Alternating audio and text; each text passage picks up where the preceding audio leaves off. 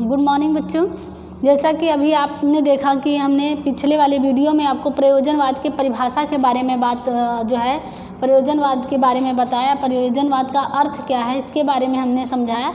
अब हम देखेंगे कि प्रयोजनवाद के मुख्य अनुयायी कौन है या उसके मुख्य रूप से उस विचारधारा का समर्थन कौन करता है, इसके बारे में बात करेंगे। और साथ ही साथ इस वीडियो में ये भी हम बताएंगे कि इस प्रयोजनवाद का प्रमुख सिद्धांत क्या है, किस विचारधारा को ये लागू करता है और किस पर यह सत्य का निर्माण करता है, इसके बारे में हम आपको बताएंगे और इसी के बारे में आपको हम समझाएंगे। तो सबसे पहले प्रयोजनवादी के मुख्य अनुयायी के बारे में बात कर लेते हैं। प्रयोजनवादी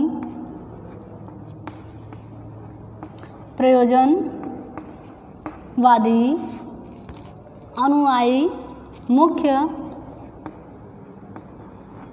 मुख्य विचारक, प्रयोजनवादी के मुख्य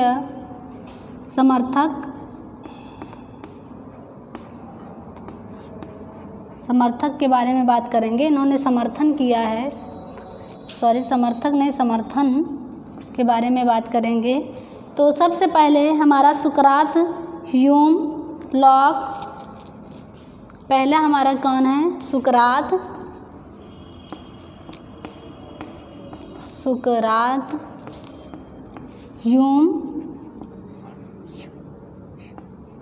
ह्यूम, लॉक, जिसको जॉन लॉक बोलते हैं, बेकन, पियर्स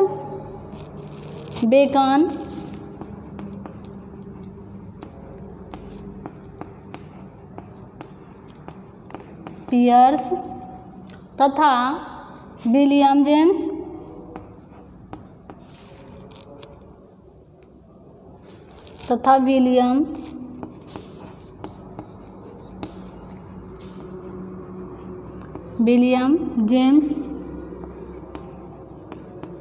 आदि प्रमुख प्रयोजनवादी विचारधारा का समर्थन करते हैं।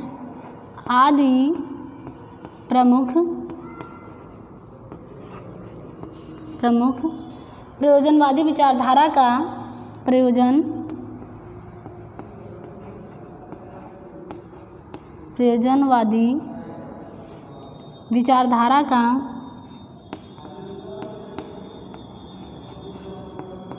विचारधारा का समर्थन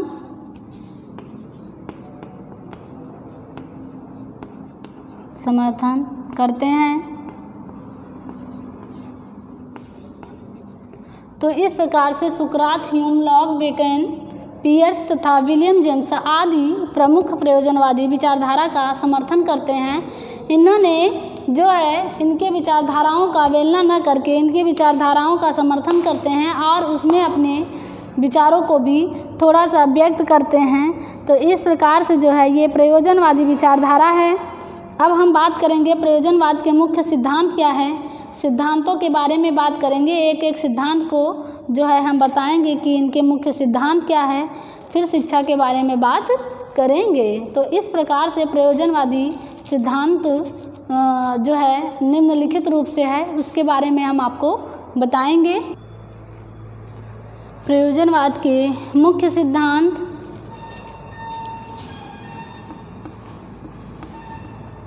प्रयोजनवाद के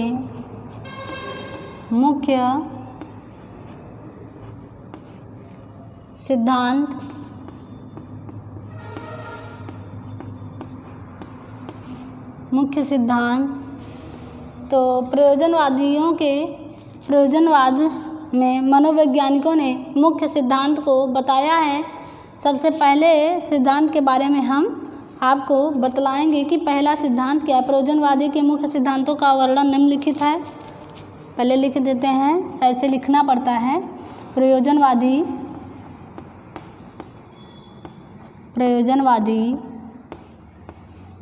प्रयोजनवादी विचारधाराओं या प्रयोजनवादी मुख्य सिद्धांत निम्नलिखित है। प्रयोजनवाद के मुख्य सिद्धांत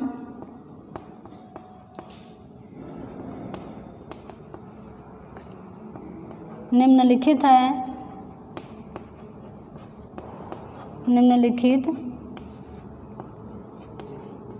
हैं। तो सबसे पहले सिद्धांत के बारे में हम आपको बतलाएंगे। सबसे पहला सिद्धांत कौन सा है? तो इस संसार की प्रकृति अनिश्चित है। पहला है इस संसार की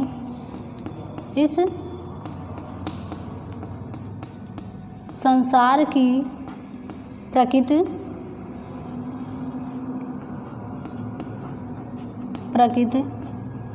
अनिश्चित है।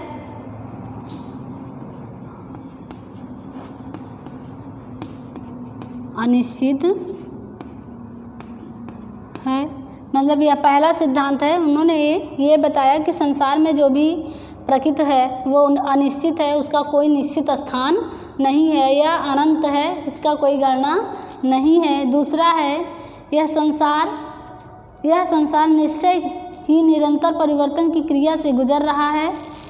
दूसरा है यह संसार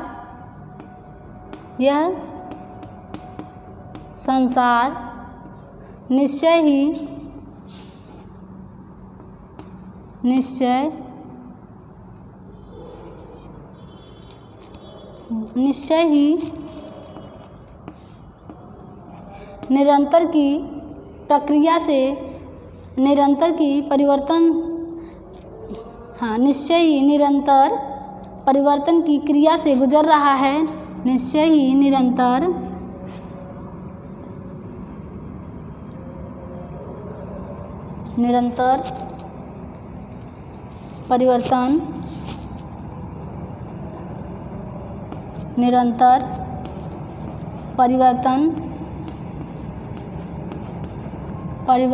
की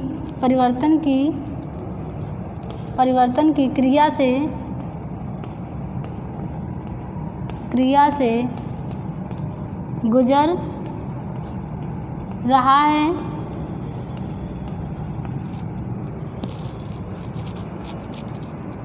परिवर्तन की क्रिया से गुजर रहा है। इसमें कोई वस्तु स्थिर नहीं है। इसमें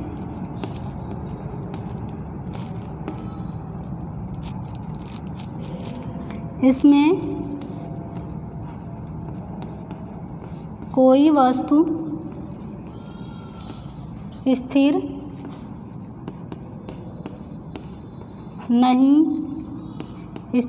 है। कोई वस्तु क्या है? स्थिर नहीं है। इसमें सब कुछ परिवर्तन की स्थिति में है। इसमें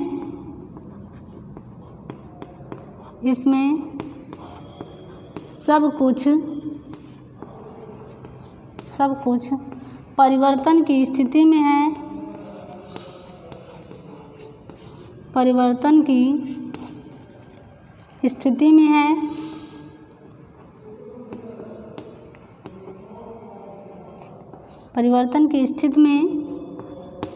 है। तो इस प्रकार से यह दूसरा सिद्धांत है। कहने का तात्पर्य यह है कि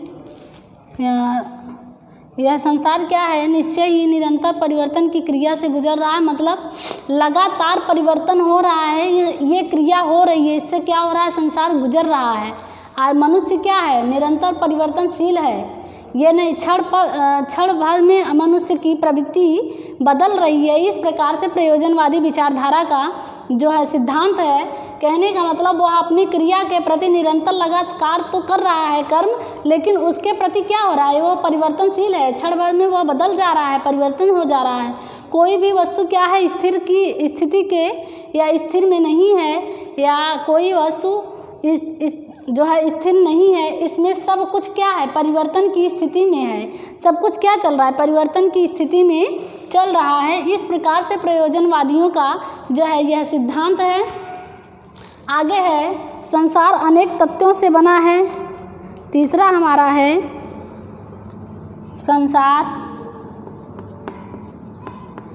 संसार अनेक अनेक तत्वों से बना है। संसार अनेक तत्वों से बना है। चौथा है, यह आदर्श और मूल्य शाश्वत नहीं है। चौथा है, यह आदर्श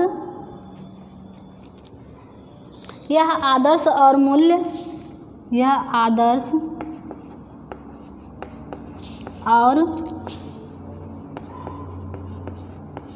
मूल्य शाश्वत नहीं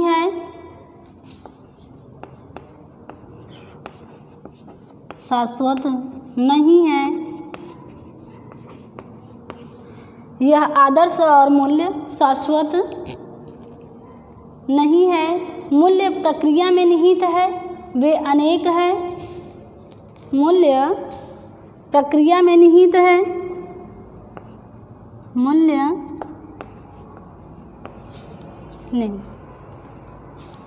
मूल्य प्रक्रिया में निहित है। प्रक्रिया में निहित है।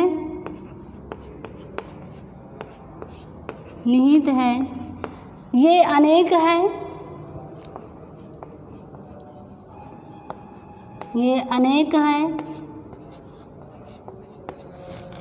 ये अनेक है। साथ ही वे सापेक्ष तथा परिवर्तनशील है। साथ ही वे सापेक्ष तथा परिवर्तनशील है।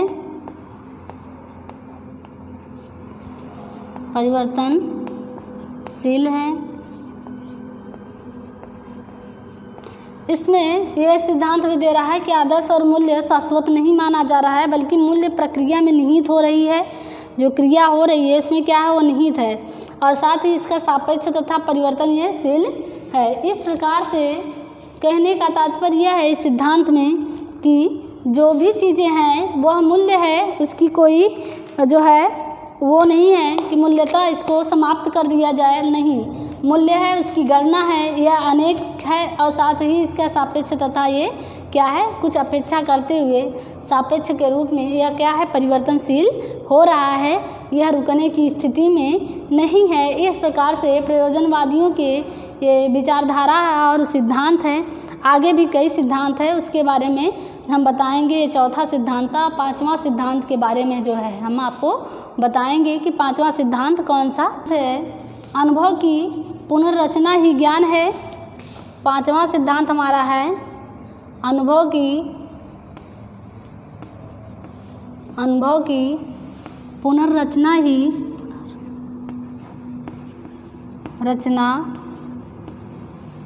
अनुभव की पुनर्रचना ही ज्ञान है। छठवां है, ज्ञान की क्रिया प्रतिफल है। ज्ञान की क्रिया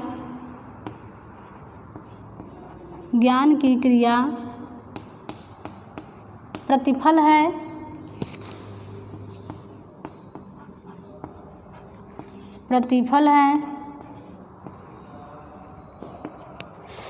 सातवां है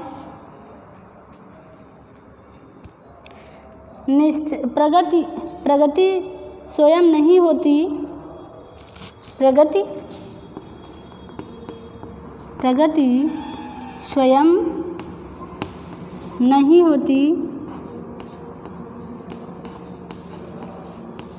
स्वयं नहीं होती। वरन उसके लिए प्रयास करना पड़ता है। वरन उसके लिए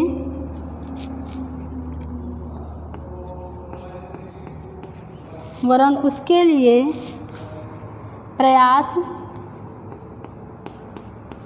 करना पड़ता है।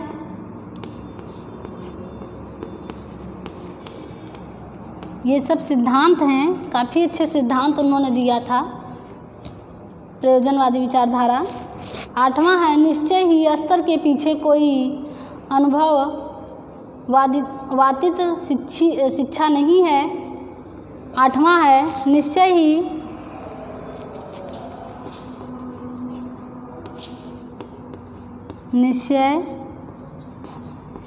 ही स्तर के पीछे कोई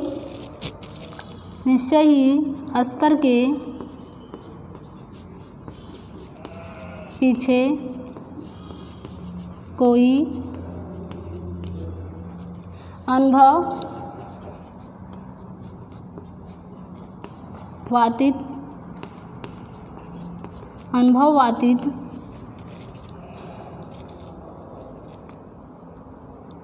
शिक्षा नहीं है।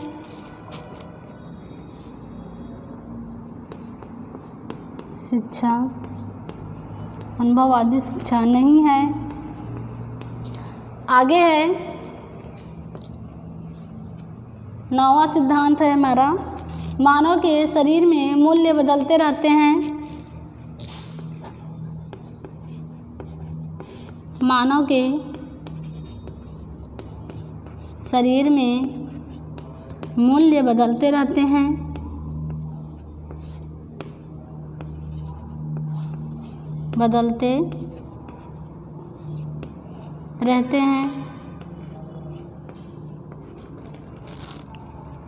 तो इस प्रकार से जो है उन्होंने प्रयोजनवादी विचारधारा अपने जो है सिद्धांत में ये सारे सिद्धांतों को जो है रखा है कि अनुभव की पुनर्रचना ही ज्ञान है। मतलब जो अनुभव व्यक्ति किया रहता है उसकी पुनर्रचना ही उसका ज्ञान माना जाता है। फिर क्रिया से जो ज्ञान है, जो क्रिया किया जा रहा है उसका फल क्रिया के द्वारा जो है मिलता है।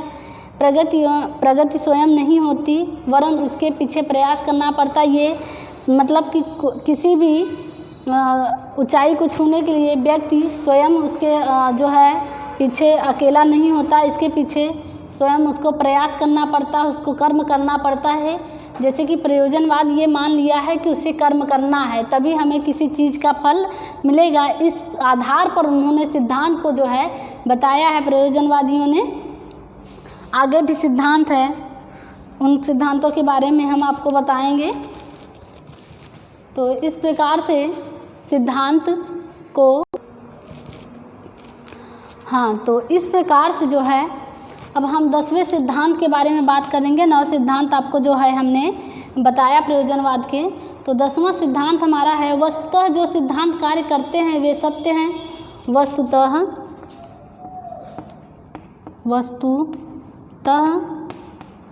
जो सिद्धांत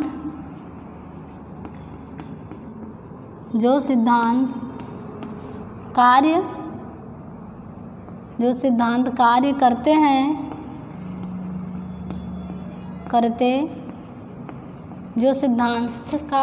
हैं वे सत्य हैं।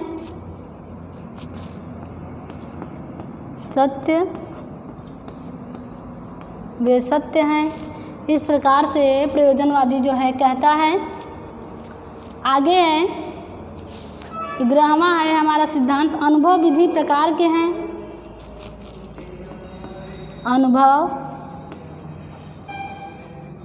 अनुभव विधि प्रकार के हैं। कहने का तात्पर्य अनुभव विविध प्रकार के हैं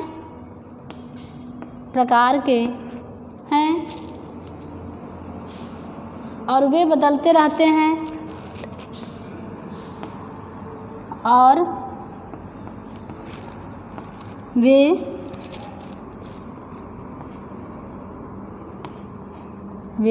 बदलते रहते हैं।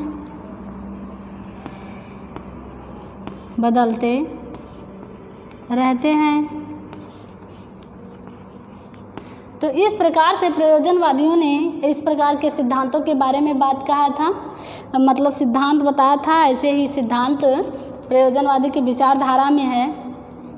आगे हम बात करेंगे प्रयोजनवाद व शिक्षा के बारे में बात करेंगे कि अब प्रयोजनवाद का यहीं से शिक्षा शुरू हो जाता है कि उसकी शिक्षा में क्या है, क्या किस प्रकार की शिक्षा बतलाता है कि कैसी शिक्षा होनी चाहिए उसके विचारधाराओं के अनुसार, जिससे कि बच्चे का सर्वांगीण विकास हो सके या बालक का सर्वांगीण विकास हो सके, उसके बारे में जो है हम बात करेंगे।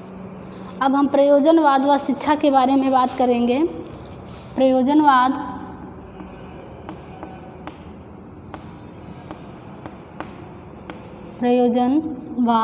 व शिक्षा के बारे में जो है बात हम करेंगे। आगे है, इस विषय में प्रयोजनवादी ब्राइटमैन का कथन है कि प्रयोजनवाद सत्य का मापदंड है। सामान्य रूप से यह वह सिद्ध है जो समस्त विचार प्रक्रिया के सत्य की जांच उसके व्यवहारिकता परिणामों से करता है। यही व्यवहारिकता परिणाम संतोषजनक है तो विचार प्रक्रिया को सत्य कहा जा सकता है। देखिए, जैसे हमारे ब्राइटमैन हैं, ब्राइटमैन का कहना है कि जो प्रयोजनवादी है, इस विषय में प्रयोजनवादी ब्राइटमैन का कथन है कि वो सत्य पर निर्भर होता है। देखो, जैसे उन्होंने कहा कि पूर्व सिद्ध सत्य को वह मानने के लिए तैयार नहीं है प्रयोजनवादी, उसी प्रकार यह सत्य को उसको मानता है जो उसके परिणाम आता है या जो व्यवहारिकता का परिणाम उसके सामने आता है, उसी को वो जो है सत्य मानता है। इस प्रकार से जो है प्रयोजनवादी विचारधाराओं में ब्राइटमैन का कथन है। आगे है कि ब्राइटमैन के कथन से यह प्रश्न उत्पन्न होता है कि व्यवहारिकता और संतोषजनक क्या है। जो कार्य अपराधी को व्यवहारिक जान पड़ता है वही किसी सज्जन व्यक्ति को अव्यवहारिक प्रतीत होता है, तो जो बात सज्जन के लिए संतोषजनक है वही रोगी के लिए असंतोषजनक हो सकती है। कहने का मतलब यह है कि जैसे मान लो जो अपराधी है, अगर वह कोई अपराध कर देता है, सत्य तो हो गया कि वह अपराध किया है, ब्राइटमैन का कथन है, तो ब्राइटमैन के कथन में यह कहा जा रहा है कि जैसे वह व्यवहारिकता के परिणामों को संतोषजनक मानता है, तो संतोषजनक होने के रूप में उन्होंने एक उदाहरण देते हैं। उदाहरण के तौर पर कहते हैं कि जैसे कोई अपराधी हो, अपराध कर लेता है, अपराध करने के बाद उससे संतोषजनक परिणाम प्राप्त हो जाता है कि मैं अपने कार्य में सफलता प्राप्त कर लिया, यह सत्य हो गया। उसी तरह एक सज्जन आदमी के लिए वही अपराध क्या होता है, असंतोषजनक होता है। तब कैसे सत्य की बात कही जा रही है, वो एक सत्य तो उसके लिए संतोषजनक हो गया कि वो अपने कार्य में सफल हो गया, लेकिन वही सामने वाले व्यक्ति के लिए वही कार्य असंतोषजनक हो गया, तो इसमें सत्यता का परिणाम कहाँ से प्राप्त होता है। इस प्रकार से प्रयोजनवादी विचारधारा कैसे सत्य को स्वीकार कर रहा है, ब्राइटमैन का कथन है। आगे जो है, जो बात प्रयोजनवादियों की व्यवहारिकता और संतोषजनक शब्दों के अर्थ के बारे में कुछ मुख्य अवधारणाएँ पाई गई हैं, अवधारणाएँ हैं, वस्तुतः इन्हीं को प्रयोजनवाद के रूप में कहा जाता है। प्रयोजनवाद के मुख्य स्वरूपों का विवरण निम्नलिखित है। सबसे पहले हम देखेंगे प्रयोगवादी प्रयोजनवाद क्या है। सबसे पहले प्रयोगवादी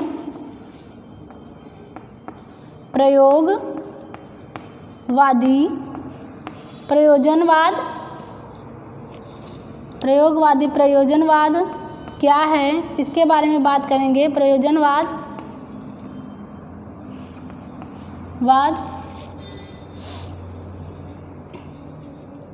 तो इसके बारे में हम देखेंगे कि प्रयोगवादी प्रयोजनवाद क्या है।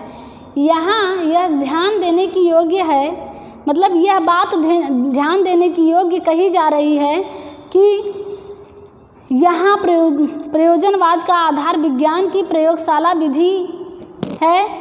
इस वाद का कथन है कि जिस तथ्य को प्रयोग से सत्य सिद्ध किया जा सकता है वही सत्य है। सत्य की यह धारणा विभिन्न विज्ञानों द्वारा प्रयोग में लाई जाती है। यदि हम प्रयोग शब्द का विस्तृत अर्थ में प्रयोग करें तो वह विधि प्रत्येक क्षेत्र में लागू की जाती है और इस कारण प्रयोजनवाद को प्रयोगवादी विचारधारा के नाम से भी जाना जाता है। कहने का मतलब यह है कि कोई सत्य का परिणाम देने के लिए अगर किसी प्रयोगशाला में विज्ञान जो है प्रयोग किया जाए और उसका परिणाम संतोषजनक प्राप्त हो, तो जो प्रयोग किया जा रहा है उसी को प्रयोजनवाद के मुख्य धारा में रखकर उसे प्रयोगवादी विचारधारा भी कहा जा रहा है। इस प्रकार से जो है प्रयोजनवादी व प्रयोगवाद शिक्षा के रूप में है। दूसरा है जीव विज्ञानी प्रयोजनवादी। जीव विज्ञानवादी प्रयोजनवाद दूसरा है जीव विज्ञानवादी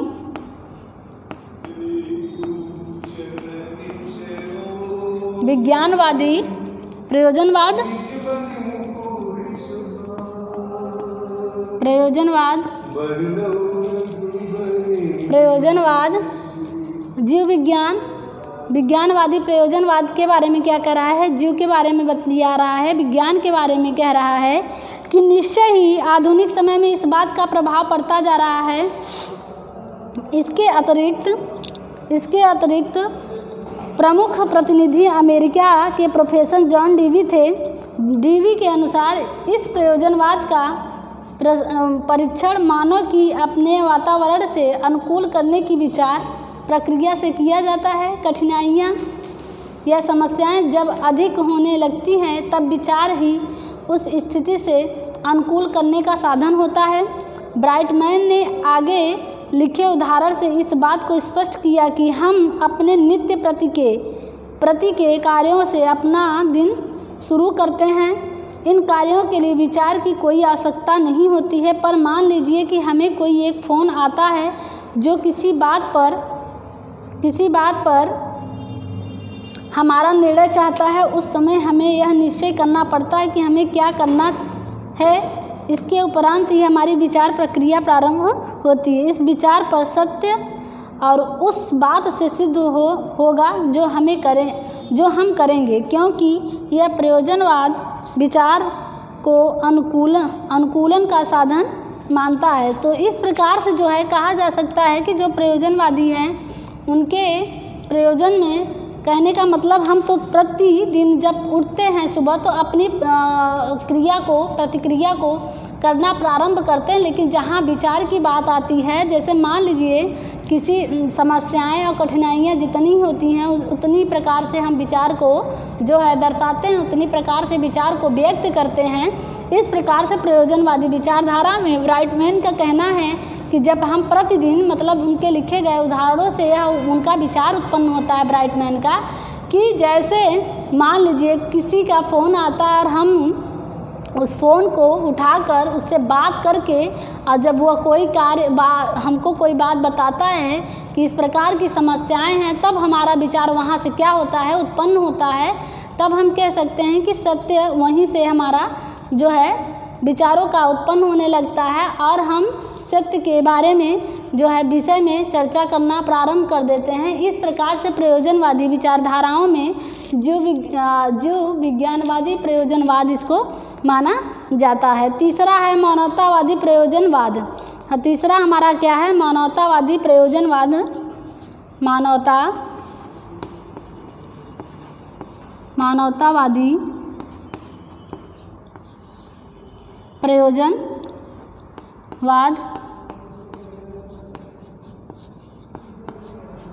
मानवतावादी प्रयोजनवाद के बारे में बात कर रहे हैं। तो इसका है कि मानवतावादी प्रयोजनवाद सबसे अधिक लोकप्रिय है। इसके अनुसार मानव प्रकृति को पूर्ण रूप से संतुष्ट करने वाला तथ्य पूर्ण रूप से सही है। ह्यूमन नाम हमें अंग्रेजी दार्शनिक सिलर से मिला है। जेम्स को मानवतावादी प्रयोजनवादियों की श्रेणी में रखा जाता है। मानवतावादी का कहना है कि जो बात मेरे उद्देश्यों को पूरा करती है, मेरी इच्छाओं को संतुष्ट करती है और मेरे जीवन का विकास करती है, वही सत्य है। सीधे सीधे कहना है कि सीलर ने अपने शब्दों में कहा कि मानवतावादी के बारे में, जो हमारे उद्देश्यों को पूरा करती है, जो हमारी इच्छाओं को संतुष्ट करती है और जो हमारे विकास को या जो मेरे जीवन का विकास करती है, वही हमारे लिए क्या है, सत्य है। इच्छाओं का, उद्देश्यों का पूरा करना, इच्छाओं को संतुष्ट करना और जीवन के विकास में मतलब सहायता प्रदान करना, वही हमारे लिए क्या है, सत्य है। तो इस प्रकार से जो है मानववाद में प्रयोजनवाद में शिक्षा के बारे में ही 3 प्रकार से जो है बतलाया गया है। क्या है, प्रयोजनवाद की प्रयोगवाद व प्रयोजनवाद, जीव विज्ञानवादी प्रयोजनवाद और मानवतावादी प्रयोजनवाद, जो मेरे जीवन का विकास करती है, जो मेरे इच्छाओं की संतुष्टि करती है या जो मेरे उद्देश्यों का पूरा करती है, वही हमारे लिए क्या है, सत्य है। इस प्रकार से मानवतावादी प्रयोजनवाद में कहा गया है। तो आज के लिए बस इतना ही। अगले वीडियो में हम प्रयोजनवाद के जो है शिक्षा के उद्देश्यों के बारे में बात करेंगे कि अब शिक्षा का उद्देश्य क्या है। आज के लिए इतना ही, धन्यवाद।